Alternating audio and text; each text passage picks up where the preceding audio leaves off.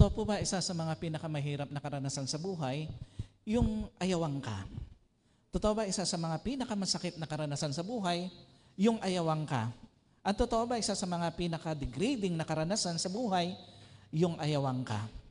By the way, sa ating pong mga viewers, especially sa ating pong live stream, ito po ay isang special live streaming ng ating church. At sa ating pong pagpapatuloy, samahan niyo po ako sa isang prayers. Panginoon, sa oras na ito, amin pong tinataas sa iyo ang amin pong pagtanggap. Minsan pa ng mensahe ng pagpapaalala mula sa iyo, pagpalain mo po ang kabuuan ng special live streaming na ito at makapagbigay po ito ng kaluwalhatian sa iyo sa pangalan po ng aming Panginoong Jesus. Amen. Praise God. Again, isa sa mga pinakamahirap, isa sa mga pinakamasakit, at isa sa mga pinaka-degrading na karanasan sa buhay, yung ayawang ka eh. Sino po aminado, nakakapanliit sa pakiramdam yung ayawang ka? Sino aminado, nakakapanliit sa pakiramdam yung ayawang ka sa trabaho eh? At sino po aminado, nakakapanliit sa pakiramdam yung lang ayawang ka ng barkada mo? But sino po aminado, sobrang nakakapanliit yung ayawang ka sa relasyon? Kasi nga, pansinin nyo, pag inayawang ka sa trabaho, kung masipag ka naman, hindi naman siya masyadong problema sa iyo eh. Totoo po ba yun? Pag masipag ka naman, kahit ayawang ka sa trabaho ng kumpanyang pinapasukan mo, basta masipag ka, hindi masyadong mahirap yan eh. Pansinin nyo, pag inayawang ka ng barkada mo, mabait ka naman, madaling humanap ng tropa eh. Pero pansinin nyo, pag ang umayaw sa iyo, yung taong mahal mo, kahit mahalin mo pa, hindi na ma-win back. At ito ang totoo, mas lumalalim ang sakit sa kalooban pag sinisikap mong mahalin ka uli pero ayaw ka nang mahalin eh. Totoo po ba yun? Mas malalim ang dinadalang sakit sa iyo pag ang isang tao na gusto mong mahalin ka pa uli pero ayaw na sa iyo eh. Ito po ang totoo, mas lumalalim ang sakit sa kalooban pag sinisikap mong samahan ka uli pero ayaw ka nang samahan eh. At mas malalim ang sakit sa kalooban pag sinisikap mong piliin ka uli pero ayaw ka nang piliin eh. Sino po aminado, sobrang sakit sa isang relasyon, yung dumating ka doon sa point na yung taong mahal mo o mahal mo pa, pero ayaw ka nang mahalin. Totoo po ba yun? Sobrang sakit noon. Yung ang isang tao sa isang relasyon, gusto mo pang mahalin, pero ikaw ayaw ka nang mahalin eh. Sino po aminado, sobrang sakit sa isang relasyon, yung dumating ka sa point na yung taong pinapahalagahan mo pa, ayaw ka nang pahalagahan. At ito po ang totoo, walang babae, lalo na asawang babae, gugustuhin dumating yung araw na yon na ayaw na siyang piliin ng kanyang asawa. Totoo po ba yon?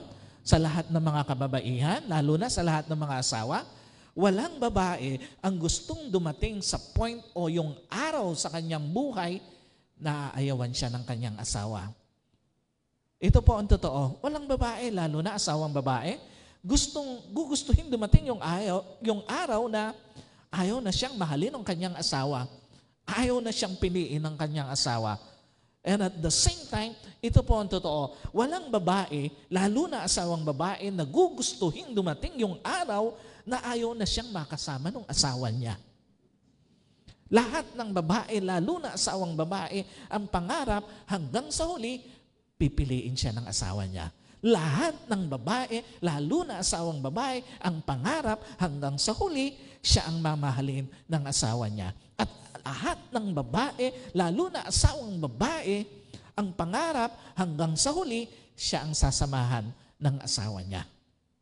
Now, the question is, bakit nga ba si Lord pinapayagan niya na yung taong mahal mo pa, ayaw ka nang mahalin? Yung taong gusto mo pang piliin o pinipili mo pa, ayaw ka nang piliin. At yung taong gusto mo pang makasama, ayaw ka nang makasama. Bakit nga ba ang Panginoon pinapayagan niya yung ganong bagay? Alam niyo po, unang dahilan, alam kasi ng Diyos na pag minahal mo pa, mas masasaktan ka lang. Totoo po ba yun? Totoo ba? Marami talaga tayong hindi alam, pero alam ng Diyos eh. Sino po naniniwala? Marami talaga tayong hindi nakikita, pero nakikita yun ng Diyos. At totoo ba, marami talaga tayong hindi naririnig, pero naririnig ng Diyos. What does it mean? Una, Alam ng Diyos kung hanggang kailan ka lang kayang mahalin ang isang tao eh. Sino po naniniwala?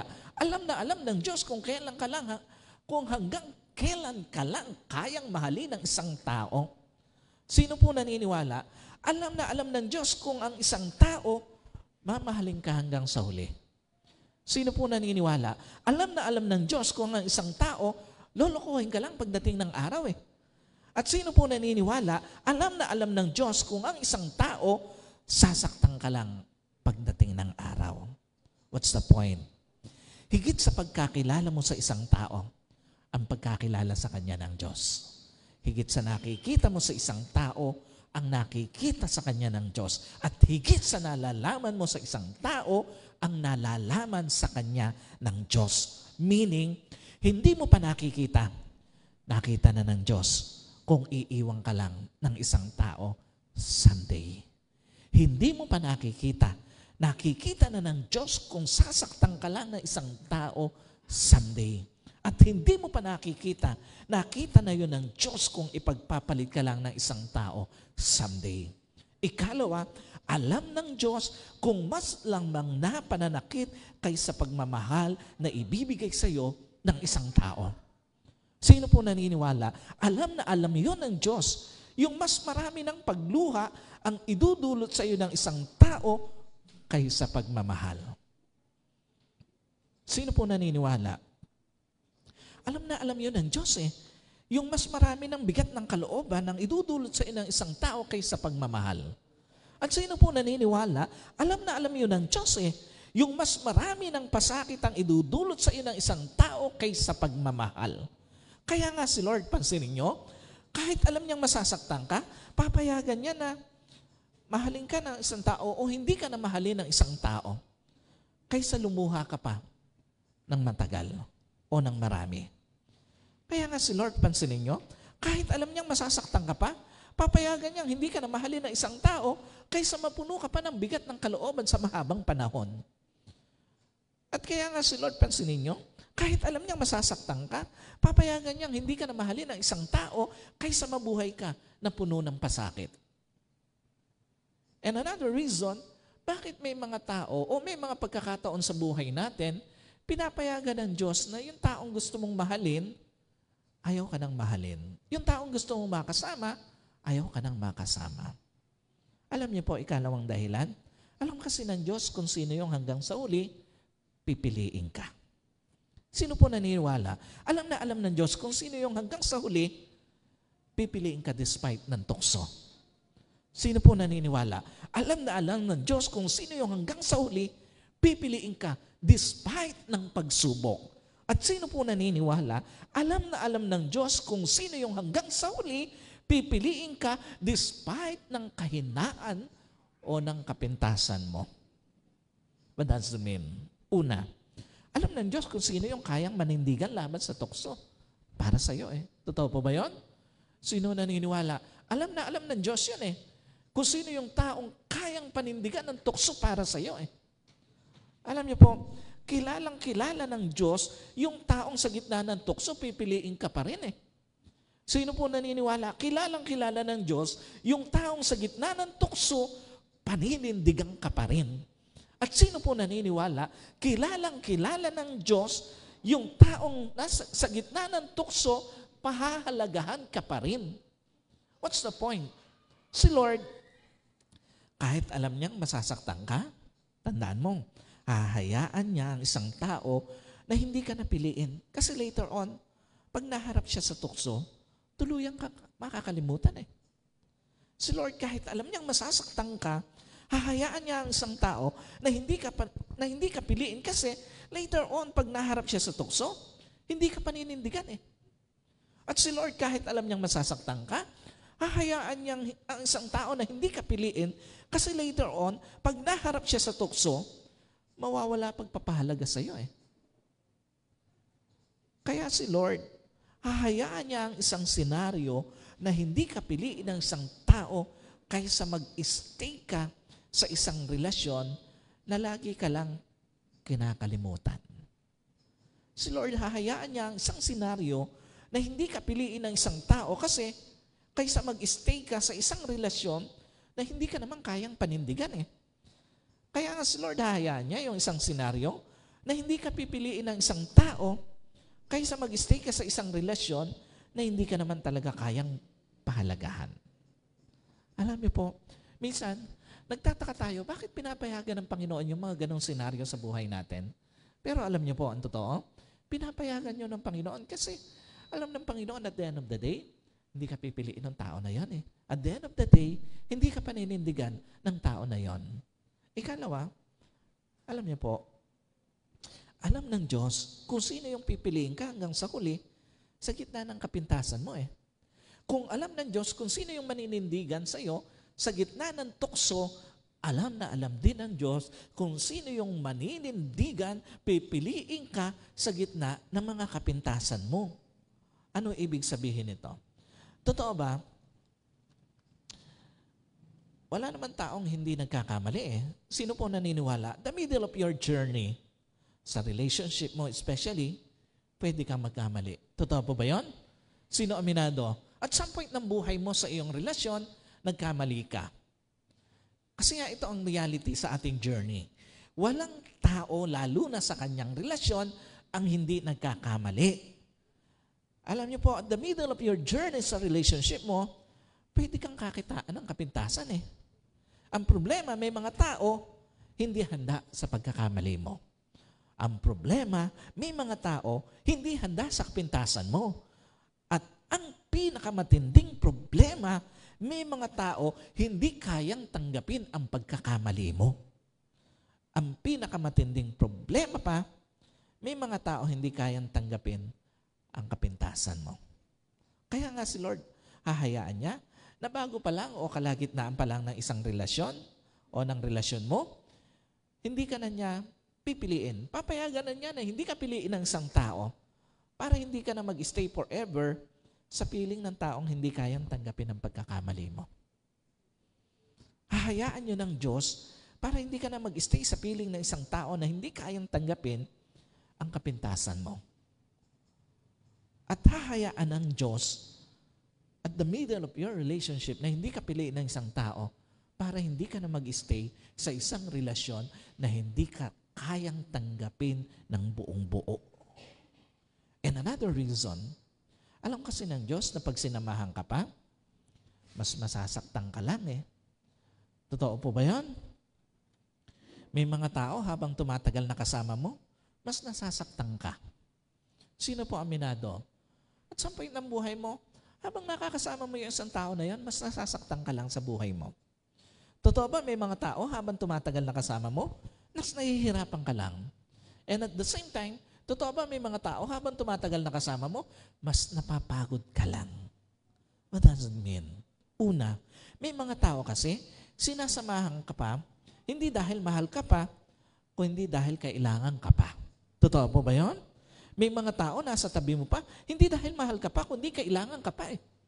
Alam niyo po, isa sa mga masakit na realidad ng buhay, lalo na sa isang relasyon, may mga tao sinasamahan ka pa, hindi dahil kailangan ka pa, o hindi dahil mahal ka pa, kundi dahil kailangan ka pa. May mga tao nasa tabi mo pa, hindi dahil pinipili ka, kundi dahil kailangan ka pa. At totoo ba, may mga tao nasa tabi mo pa, hindi dahil gusto ka pang makasama, kung hindi kailangan ka pa.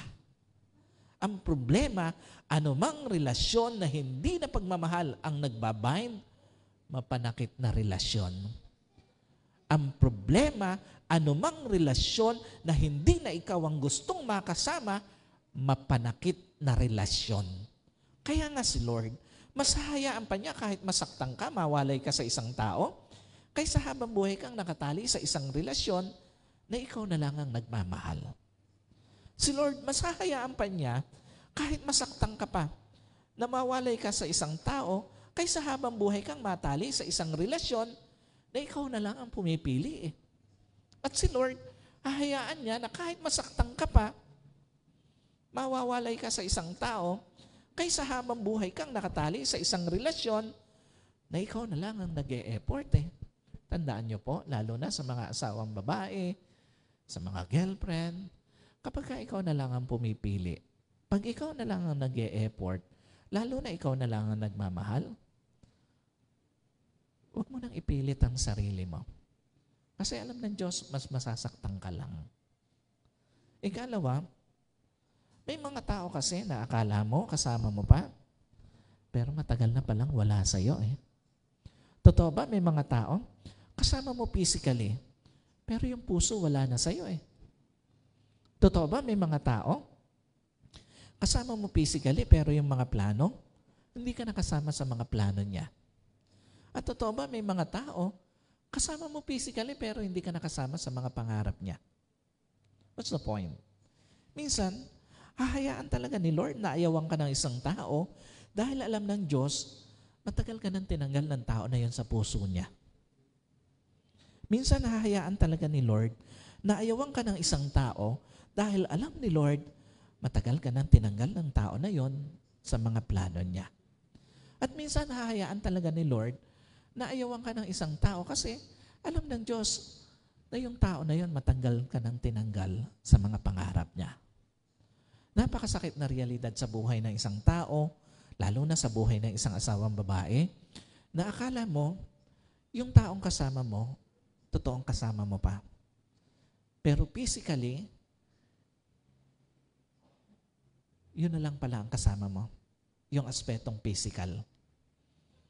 Yung palang pangarap, yung palang puso niya, yung palang mga plano niya, hindi ka na pala kasama doon. Alam niyo po, again,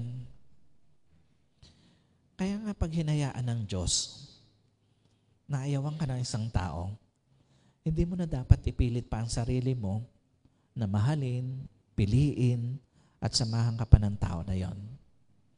Kasi nga alam na yun ng Diyos eh, na hindi na makakabuti sa'yo pag ipipilit mo pa ang sarili mo sa isang tao, kahit asawa mo pa.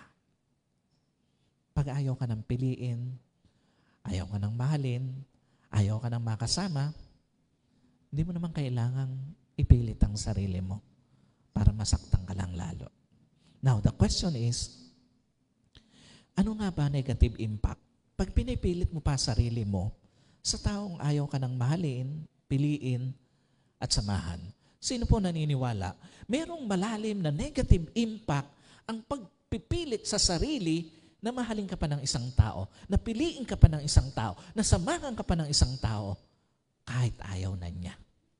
Alam niyo po, unang-unang negative impact nito, bumababa lang ang tingin sa pagkatao mo, pero hindi na bumabalik ang pagtingin sa iyo. Totoo po ba, isa sa mga negative impact, pag pinipilit mo pang mahalin ka pa ng isang tao, bumababa lang ang pagtingin sa pagkatao mo, pero hindi naman nare-restore na ang pagtingin sa iyo eh. Totoo po ba yun? Totoo ba, isa sa mga negative impact, pag pinipilit mo pang mahalin ka ng isang tao, bumababa lang ang tingin sa pagkatao mo, pero hindi na nare-restore ang respeto sa iyo eh.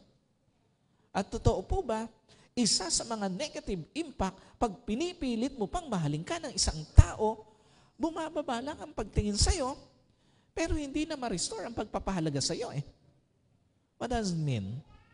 Una, ang pagmamahal kasi ay kusang binibigay at hindi nililimos. Tandaan niyo po, lalo na sa mga asawang babae, kahit girlfriend ka pa lang, tandaan mo, ang pagmamahal, hindi siya nililimos. Sino po naniniwala? Ang pagmamahal hindi dapat ipinapakiusap. Sino po naniniwala? Ang pagmamahal, bukod sa hindi dapat nililimos, hindi dapat pinapakiusap, hindi dapat pinagmamakaawa. Why? Kasi nga ang pagmamahal na nililimos, kahit ibigay sa'yo, wala ang totoong sinseridad eh. Ang pagmamahal na pinapakiusap, kahit ibigay sa'yo, hindi mo naman mararamdaman eh. At ang pagmamahal na ipinagmamakaawa, kahit ibigay, walang dignidad na kasama. At ito ang totoo.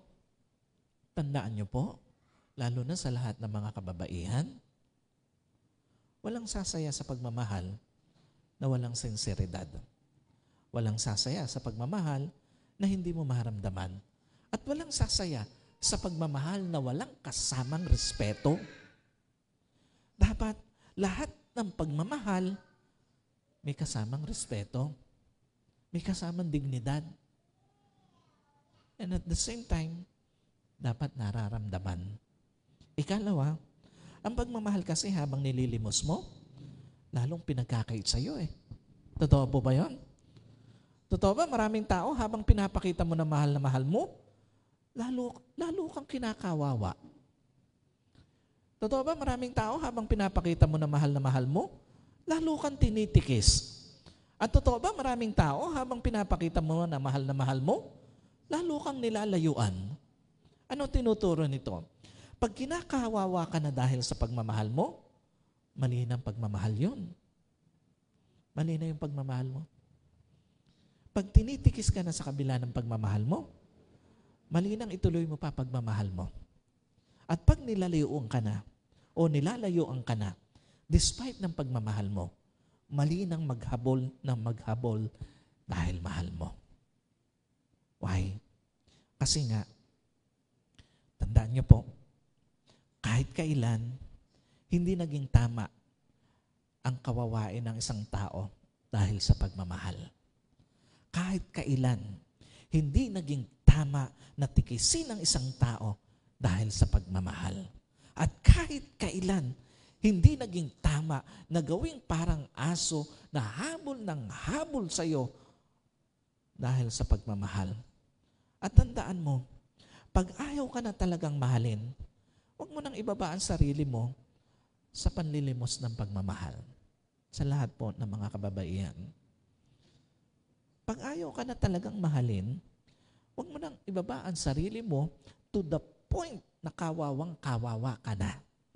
At tandaan mo, pag ayaw ka na talagang mahalin, huwag mo nang ibaba ang sarili mo na parang hindi mo kayang mabuhay nang wala siya. Ikalawa, na negative impact. Pag pinipilit mo pa na mahalin ka, piliin ka, samahan ka pa ng isang tao kahit ayaw na, habang pinipilit mong piliin ka, mas pinapapaging kawa-awa mo ang sitwasyon mo. Totoo ba habang pinipilit mo ang sarili mo sa isang tao na piliin ka, nilalagay mo lang yung sarili mo sa isang mas kaawa-awang situation? Totoo ba habang pinipilit mo sarili mo sa isang tao na piliin ka, nilalagay mo lang sarili mo sa mas kahabag-habag na sitwasyon eh?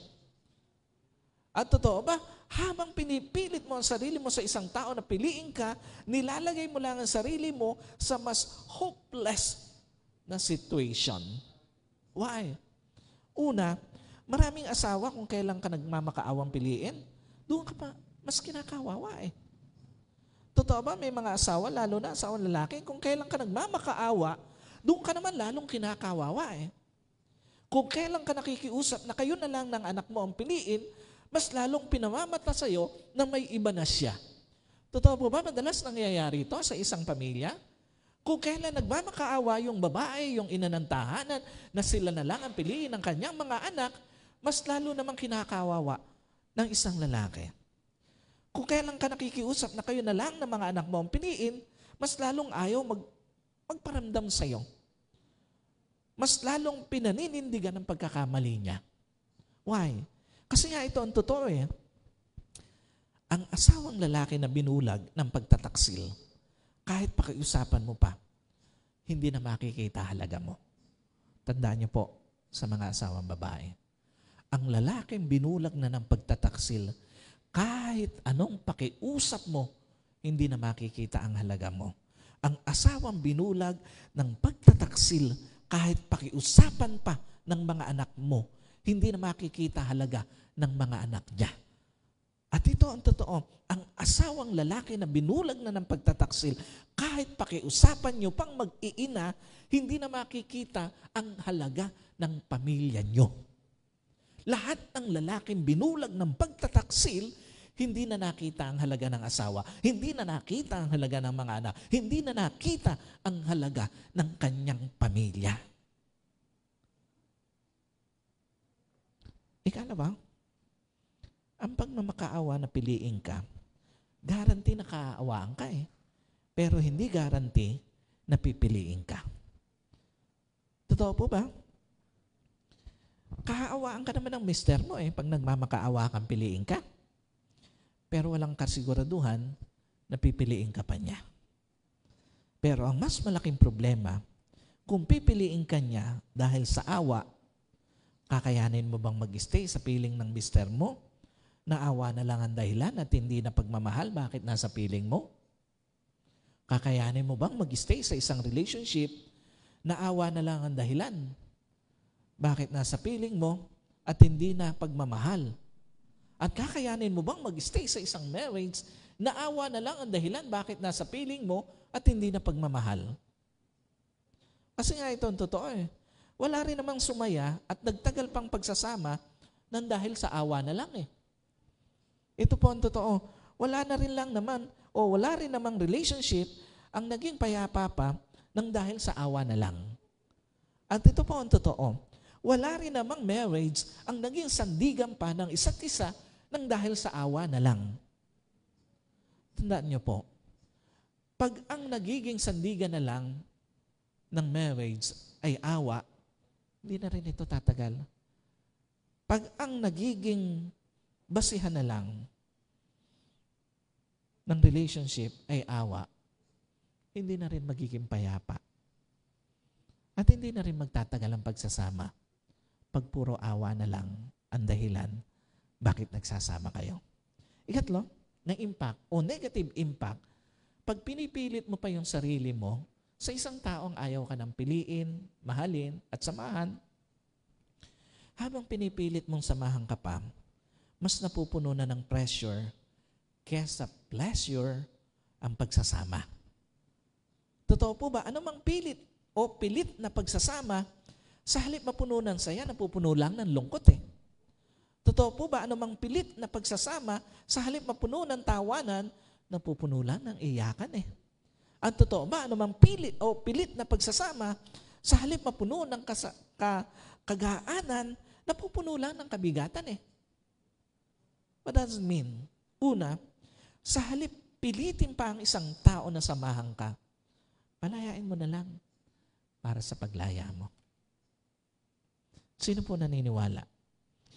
Magsisilbing kulungan ng kalungkutan ng isang relasyon na isa na lang ang gustong mag-stay dito.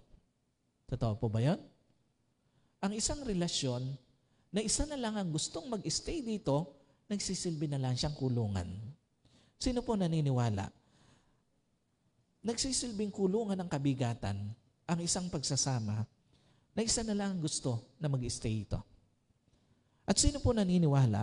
Magsisilbing kulungan ng pagsisisi ang isang marriage na isa na lang ang gustong mag-stay ito. What's the point? Minsan parang ang hirap magpalaya ng taong gusto mo pang makasama eh. Totoo po ba yun? Sometimes, sobrang hirap magpalaya ng taong gusto mo pang makasama, pero kasabay ng pagkakait mo ng pagpapalaya, tandaan niyo po, pinagkakaitan mo rin ang sarili mo na lumaya sa lungkot ng buhay. Minsan parang ang hirap magpalaya ng isang tao na gusto mo pang makasama, pero kasabay ng pagkakait mo ng pagpapalaya, pinagkakaitan mo rin ang sarili mo na lumaya sa bigat ng buhay. And at the same time, lumaya sa regrets ng buhay. So tandaan niyo po, habang pinipilit mo, ayaw mong palayain yung tao na matagal nang gustong kumawala sa'yo, napupuno lang ng lungkot ang buhay mo. Napupuno lang ng bigat at napupuno lang ng regrets. Ikalawa, ang taong gusto pang mag-stay sa piling mo, laging maghahanap ng dahilan para mag-stay sa piling mo eh. Totoo po ba yun? Pag ang isang tao naman gusto talagang mag-stay sa piling mo, maghahanap yun ng dahilan eh. Para mag-stay pa sa tabi mo. Totoo po ba? Pag gusto ka naman talagang makasama ng asawa mo, laging may makikitang dahilan para mag-stay sa marriage nyo eh. But sino po naniniwala? Pag ayaw ka nang makasama ng isang tao, lagi ito maghahanap ng dahilan para iwan ka. Totoo po ba yun? Yung tao na ayaw ka nang makasama, kahit maliit na dahilan makikita nun para iwan ka.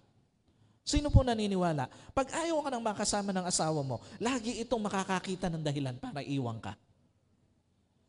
Magiging issue na paghawak mo ng pera, magiging issue na pagsasalita mo, magiging issue na pananamit mo, magiging issue na timbang mo, magiging issue na mga bagay na dati naman ay hindi issue sa marriage nyo.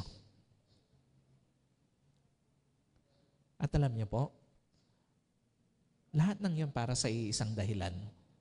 Para i-justify ang pag-ayaw sa'yo. Kaya nakakakita ng maraming dahilan ng isang lalaki dahil gusto niyang i-justify yung pag-ayaw sa'yo. Now, the question is, bakit nga ba hindi dapat ipilit pa ang sarili sa taong ayaw na sa'yo? Sino po naniniwala? Hindi na naman talaga dapat pinipilit pa ang sarili sa isang taong ayaw na sa'yo eh. Alam niyo po, unang-unang dahilan, mas maganda dahilan ng buhay mo kaysa dahilan ng pang-iiwan sa'yo eh. Sino po naniniwala? Mas maganda purpose ng buhay mo kaysa anumang failure sa buhay mo. Sino po naniniwala? Mas maganda ang purpose ng buhay mo kaysa anumang setback sa buhay mo. At sino po naniniwala? Mas maganda ang purpose ng buhay mo kaysa anumang pangit na pangyayari sa buhay mo. What does it mean? Una, masaktan ka lang saglit. After ng sakit, abutin mo na uli purpose ng buhay mo. Sino po naniniwala? Pwede namang damahin sakit ng pagkasira ng relasyon, pero hindi dapat tinatagalan pag-i-stay sa kasakitan eh. Totoo po ba yan? Sino po naniniwala? Pwede namang damahin sakit ng pagkasira ng marriage, pero hindi dapat tinatagalan ang pag-i-stay sa kasakitan eh. At sino po naniniwala? Pwede namang damahin sakit ng pagkasira ng pamilya, pero hindi dapat tinatagalan ang pag-i-stay dun sa kasakitan. What's the point? Tanggapin mo na lang, hindi lahat ng relasyon nakarating sa dulo. Tanggapin mo na lang, hindi lahat ng marriage nakarating doon sa dulo. At tanggapin mo na lang, hindi lahat ng pamilya nakarating doon sa dulo. Gayunpaman, wag na wag mong hahayaan na pati purpose ng buhay mo hindi makarating hanggang sa dulo. Nasira man ang relasyon mo, abutin mo pa rin ang purpose ng buhay mo. Nasira man ang marriage mo, abutin mo pa rin ang purpose ng buhay mo. Nasira man ang pamilya mo, abutin mo pa rin ang purpose ng buhay mo. Ikalawa, masaktan ka lang saglit, pero wag na wag mong papapangibabawin sa purpose mo yung sakit. Sino po naniniwala? Okay lang masaktan, pero hindi dapat makalimutan na magpatuloy sa buhay. Sino po naniniwala? Okay lang masaktan, pero hindi dapat makalimutang magpatuloy sa dahilan ng buhay mo. At sino po naniniwala? Okay lang masaktan, pero hindi dapat makalimutang magpatuloy sa pagbangon. Why? Kasi nga ito ang totoo eh. Kahit gaano pa kasakit ang isang karanasan, pwede itong mapagtagumpayan kung gugustuhin. Kahit gaano pa kalalim ang isang sugat, pwede itong maghilom kung pipiliin. At ito ang totoo, kahit gaano pa katindi ang naging sakit ng rejection sa iyo, kahit na ng asawa mo, pwede itong magamot kung gugustuhin mo. Maniwala ka lang. Laging mas maganda dahilan ng buhay mo kaysa dahilan ng pang-iiwan sa iyo. Ikalawa, madalas ang pagpapahintulot ng isang tao na ewan ka ay proteksyon mula sa Diyos. Totoo ba minsan parang hirap tanggapin na hinayaan ng Diyos na ayawan ka ng taong mahal mo pa eh. Totoo ba minsan parang ang hirap tanggapin na hinayaan ng Diyos na ayawan ka ng tao na gusto mo pang makasama eh. Taong pinangarap mo, taong pinakasalan mo. Totoo ba ang hirap tanggapin nun? Na yung taong pangarap mo pang makasama pero inayawang ka na. Yung taong pinakasalan mo, parang ang hirap tanggapin na ayaw na sa'yo. Ang tanong, bakit ba hinayaan pa yun ng Diyos kahit alam naman niyang masasaktan ka? Alam niyo po, unang dahilan, pag hindi na siya ang tamang tao para sa'yo, kahit mahal mo pa, kahit pangarap mo pa, at kahit asawa mo pa, hahayaan ng Diyos mawala sa buhay mo. Parang ang hirap tanggapin. Na kahit pala asawa mo pa, pag hindi na siya ang tamang tao para sa'yo, hahayaan pala yun ng Diyos na mawala sa piling mo. Sino po naniniwala? Kahit mahal mo pa ang isang tao, pag hindi na siya ang tamang tao para sa'yo, gagawa ng sitwasyon ng Diyos para malayo ka sa tao na yon. Sino po naniniwala? Kahit pangarap mo pa ang isang tao, pag hindi na siya ang karapat-dapat na tao para sa'yo, ilalayo at ilalayo ka ng Diyos sa Kanya. At sino po naniniwala? Kahit asawa mo pa ang isang tao, pag hindi na asawa ang turing sa'yo, sinasaktan ka na physically, emotionally, verbally, financially. Gagawa ng sitwasyon ng Diyos para tanggalin siya sa buhay mo. Ang malungkot, minsan kahit alam mo na hindi na siya ang tamang tao para sa'yo, alam niyo po, minsan may mga asawa, may mga babae, ipipilit pa rin ang sarili kahit masaktan kasi nga mahal niya.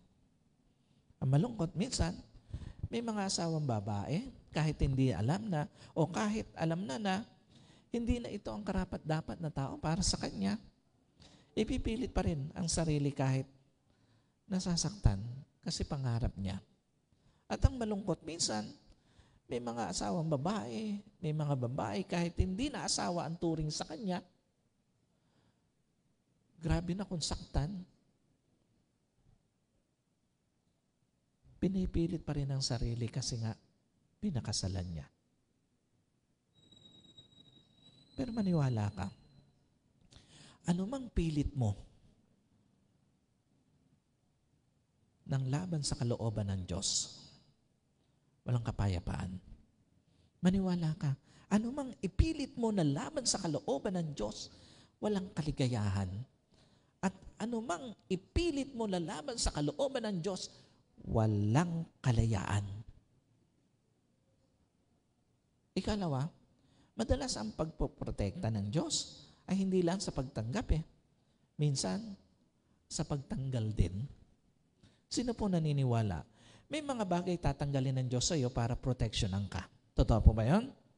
Sino po naniniwala? May mga sitwasyon ng buhay mo tatanggalin ng Diyos para maproteksyonan ka At sino po naniniwala? Higit sa lahat, may mga tao tatanggalin ng Diyos sa buhay mo para maproteksyonan ka. What's the point? Madalas ang tingin natin, pag nagtanggal ang Diyos, dinideprive tayo ng Diyos. Totoo ba? Madalas ang tingin natin, sa pagtatanggal ng Diyos, pinagkakaitan tayo ng Diyos. At madalas ang tingin natin, sa pagtatanggal ng Diyos, pinagdaramutan tayo ng Diyos. Pero ang totoo, lahat pala ng yon para sa ikabubuti mo, kaya tinatanggal ng Diyos. And finally, ikaw at hindi ang nang iwan sa iyo ang gagawa ng ending ng journey mo. Sino po naniniwala? Maaring sa tingin na nang iwan sa iyo sa relasyon nyo, katapusan na ng lahat sa iyo, pero pwede mo siyang tingnan na simula pa lang ng paglaya mo. Totoo po ba yan? Sino po naniniwala? Maaaring ang tingin ng iwan sa iyo sa pagsasama nyo, katapusan na ng lahat sa iyo, pero pwede mo siyang tingnan na simula pa lang ng kapayapaan mo. At sino po naniniwala? Maaaring sa tingin na ng iwan sa iyo, ng asawa mong nang iwan sa iyo, katapusan na ng lahat sa iyo, pero pwede mo siyang tingnan na simula pa lang ng totoong pagbangon mo sa buhay mo. What does it mean? Una, mula sa pangit na ginawa sa iyo, suklian mo na magandang gagawin mo sa sarili mo. Sino po naniniwala? Mula sa pag-ayaw sa iyo, pwede kang magsimula ng bagong tagumpay sa buhay mo. Sino po naniniwala? Mula sa pag-reject sa iyo, pwede kang magsimula ng bagong tagumpay sa mga pangarap mo. At sino po naniniwala? Mula sa pang-iiwan sa iyo, pwede kang magsimula ng bagong tagumpay sa kabuhayan mo. Tandaan mo, relasyon mo lang ang nabigo, pero ang buhay mo mananatiling nag-iintay sa'yo. Tandaan mo, pagsasama mo lang ang nabigo, pero ang mga pangarap mo nananatiling nag-iintay sa'yo. At tandaan mo, marriage mo lang ang nabigo, pero ang kabuhayan mo nananatiling nag-iintay sa'yo. maniwala ka, ikaw at hindi ang nang-iwan sa relasyon nyo ang gagawa ng ending ng buhay mo. Maniwala ka, ikaw at hindi ang nang-iwan sa iyo sa pagsasama nyo ang gagawa ng ending sa journey mo. At maniwala ka, ikaw at hindi ang nang-iwan sa marriage nyo ang gagawa ng ending sa journey mo. Sa lahat po ng nakakarinig ng mensaheng ito ng Panginoon, tandaan nyo po, minsan, hahayaan ka ng Diyos na ayawan ng isang tao. Hindi dahil gusto ng Diyos na masaktan ka, kundi alam kasi ng Diyos, pagpatuloy mo pang minahal, mas masasaktan ka lang. Minsan, hahayaan talaga ng Diyos na iwan ka ng isang tao, hindi dahil gusto ng Diyos na masaktan ka, kundi alam kasi ng Diyos sa huli, hindi ka rin naman niya pipiliin. At minsan, hahayaan talaga ng Diyos na iwan ka ng isang tao, hindi dahil gusto ng Diyos na masaktan ka, kundi alam kasi ng Diyos, pag nagtagal pa kayo, mas mahihirapan ka lang. Muli, pag ayaw na talaga sa'yo, huwag mo nang ipilit ang sarili mo. Pag hindi ka na kayang mahalin, huwag mo nang ipilit ang sarili mo. Pag hindi ka na kayang ituring na asawa, huwag mo nang ipilit ang sarili mo. Tandaan mo, iniwang ka man, tuloy ang buhay. Iniwang ka man, tuloy ang pangarap. Iniwang ka man, tuloy ang pagyaman. Tandaan mo, ang sabi ng Panginoon, sapagkat ikaw ay mahalaga sa aking paningin at kagalang-galang at minamahal kita. Isaiah 43 verse 4, first part. Mahalaga ka sa Diyos. Mahalaga ka sa paningin ng Diyos, kagalang-galang ka, at minamahal ka ng Diyos. Kung ayaw na sa'yo, huwag mo nang ipilit ang sarili mo. Let us pray. Panginoon, sa oras na to, nilalapit ko po sa iyo ang lahat ng nakarinig ng mensaheng ito, nakapanood ng video ito, at makakarinig pa ng mensaheng ito. Pagpalain mo po sila. Tulungan mo po, lalo na ang mga asawang babae, na matutong tumayo, bigyan ng respeto, pagpapahalaga, at pagmamahal ang kanilang sarili base sa pagmamahal mo sa kanila at pagpapahalaga mo sa kanila. Tulungan mo po sila na huwag nang ipilit ang sarili sa taong hindi na sila kayang mahalin pa. Hindi na kayang pahalagahan, hindi na kayang samahan, hindi na kayang ituring na asawa pa. Lahat po ng mga babaeng ito, mga asawang babae, may bahay, na piniling saktan ng kanilang mga asawa, bigyan mo po sila ng kapayapaan sa kanilang buhay at ng favor sa kanilang kabuhayan. Salamat po. Tinataas ko po sa iyo, Ama, ang lahat na ito sa pangalan po ng aming Panginoong Jesus. Amen and amen. God bless po sa inyong lahat.